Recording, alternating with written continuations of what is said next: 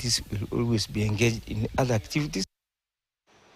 Naam, turejelee kwa mwanahabari wetu Haman Kamariki ambaye anafuatilia taarifa kuhusu uchunguzi wa kifo cha mfanyabiashara marehemu Tob Cohen ambao unaendelea, huku maafisa wa DCI pamoja na maafisa wa mahakama wakiwa wamefanya ziara katika nyumba ya marehemu leo hii.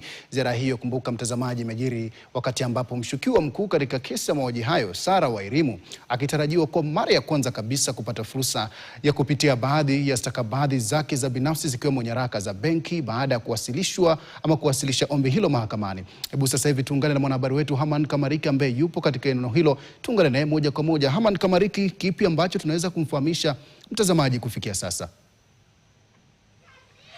Asante sana Samamani, nipo hapa katika boma lake ambaye ni mwenda zake Tob Cohen, na labda kwa ajili ya mpiga picha wangu atakuonyesha tu jinsi lango hili lilivyokuwa na shughuli ambazo inaonekana lango ambalo limebaki pweke kabisa sehemu hii. Lakini hapo awali kulikuwepo na maafisa wa DCI waliokuwa wamefika mahali hapa wakiwa pamoja na maafisa wa ile ambayo ni sekta ya mahakama ambao walikuwa wamefika hapa kwa ajili ya kuchukua vitu kadhaa na kwa ajili ya uchunguzi ambao ni uchunguzi kadhaa wa masuala ya uchunguzi wa kesi hii. Labda ni kufahamishe tu kwamba maafisa hawa walifika baada ya ombi moja ambalo laweza kufikishwa hapo mahakamani la kutaka huyu mke wa Tob Cohen, Sarah Wairimu, kuweza kuchukua stakabadhi ambazo zinafaa kutumiwa na yeye mwenyewe, zikiwemo stakabadhi za benki. Na labda ni kueleze tu mengi ni kwamba kesi ya Tob Cohen imeendelea kuvutia hisia za Wakenya.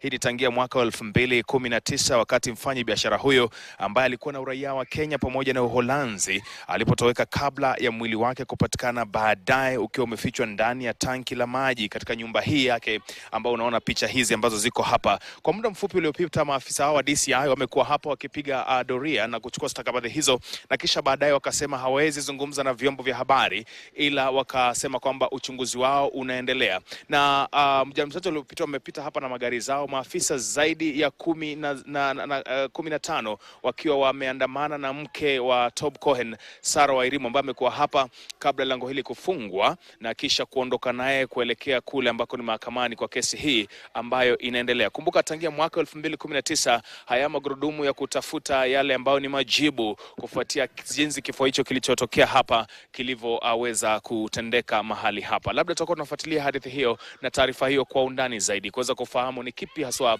ambacho wameweza kupata hapa katika boma hili, na kama iwapo wamepewa stakabadhi ni zipi ambazo wamepewa na zimepewa kwa sababu gani. Kumbuka katika mahakama wiki jana huyu mke wa Tob Cohen ambaye ni Sarah Wairimu alikuwa ameiomba mahakama kumruhusu kuweza kupata nafasi ya kuangalia zile ambazo ni benki zake, kwa ikiwa ni hali moja ya kujaribu kusaidia wanafamilia wake, na pamoja na stakabadhi zingine ambazo maafisa wa DCI kwa upande tu wakasema kwamba zitakuwa zinasaidia sana katika kesi hiyo. Kwa hivyo ni hayo tu kwa sasa, tutakuwa tunarejea kwako baadaye au kufuatilia taarifa hii kwa undani zaidi ili kuweza kufahamu kile ambacho kimekuwa kikitokea katika malango haya. Kwa sasa ni kwamba maafisa wa DCI walifika hapa mapema asubuhi wakiwa wameandamana na wale ambao ni maafisa wa mahakama, na wakawa pia na mke wa Tob Cohen ambaye ni mshukiwa mkuu katika uchunguzi huu, na wameshatoka hapa naye wakarejea kule ambako ni mahakamani pamoja na labda katika gereza ambako labda mke huyu ameweza kuzuiliwa tangia mwaka huo wa 2019. Kingine tu Samamani ni kufahamisha kwamba ni mara ya kwanza kabisa